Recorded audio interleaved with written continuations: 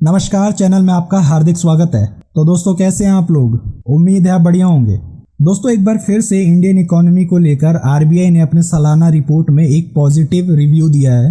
दोस्तों, आरबीआई ने मंगलवार को अपनी सालाना रिपोर्ट जारी की है। इसमें उसने 2023-24 के दौरान इंडियन इकोनॉमी में ग्रोथ रफ्तार बने रहने की बात कही है। जी हाँ दोस्तों, आरबीआई ने कहा है कि महंगाई पर काबू पाने और जरूरी सामान की कीमत कम होने से भारतीय अर्थव्यवस्था में तेजी बनी रहेगी। इसके साथ ही केंद्रीय बैंक यानी आरबीआई ने कहा है कि करंट फाइनेंशियल ईयर में महंगाई से राहत मिलने की उम्मीद भी है।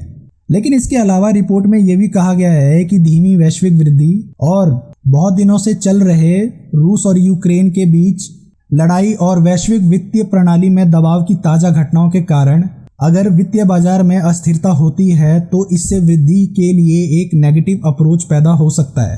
दोस्तों, आरबीआई ने कहा है कि एक मजबूत व्यापक आर्थिक नीतियां, जीन्स कीमतों में नरमी, मजबूत वित्तीय क्षेत्र, स्वस्थ कॉरपोरेट क्षेत्र, सरकारी खर्चे की गुणवत्ता और विश्व आपूर्ति श्रृंखलाओं के जमा होने से और महंगाई के मोर्चे पर नरमी के कारण भारत की वृद्धि गति 2023-24 में बरकरार रहने की उम्मीद है। आरबीआई की 2022-23 के लिए एक वार्षिक रिपोर्ट में आगे कहा गया है कि मौद्रिक नीति ये सुनिश्चित करने के लिए है कि वृद्धि को समर्थन देने के साथ ही मुद्रास्फीति लगातार तय लक्ष्य के करीब पहुंच रही है।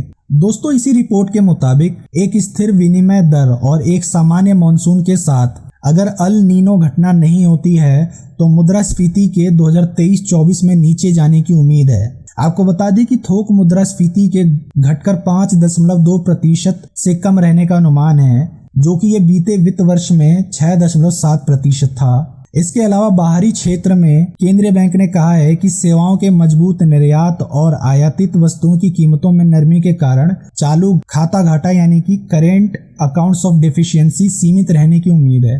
दोस्तों, आरबीआई ने कहा है कि वैश्विक अनप्रेडिक्टेबिलिटी के बने रहने से विदेशी पोर्टफोलियो निवेश अस्थिर हो सकती है। इसके अलावा आरबीआई ने कहा है कि खुदरा और थोक स्तर पर चल रही केंद्रीय बैंक डिजिटल मुद्रा यानी सीबीडीसी की पायलट परियोजनाओं का भी विस्तार करेगा। दोस्तों, अगर समरी में कहें तो आरबीआई ने कहा है कि इस साल महंगाई कम हो सकती है, इंपोर्ट और एक्सपोर्ट में बराबरी हो सकती है, जबकि एक्सपोर्ट बढ़ भी सकता है, और इसके अलावा इंडियन इकोनॉमी में रफ्तार बनी रहेगी। आपकी इस रिपोर्ट को लेकर क्या राय है, कमेंट करके हमें बताएं। साथ ही अगर ये वीडियो आपको अच्छी लगी है तो इसे ज़्यादा से ज़्यादा लाइक करें और ज़्यादा से ज़्यादा शेयर करें।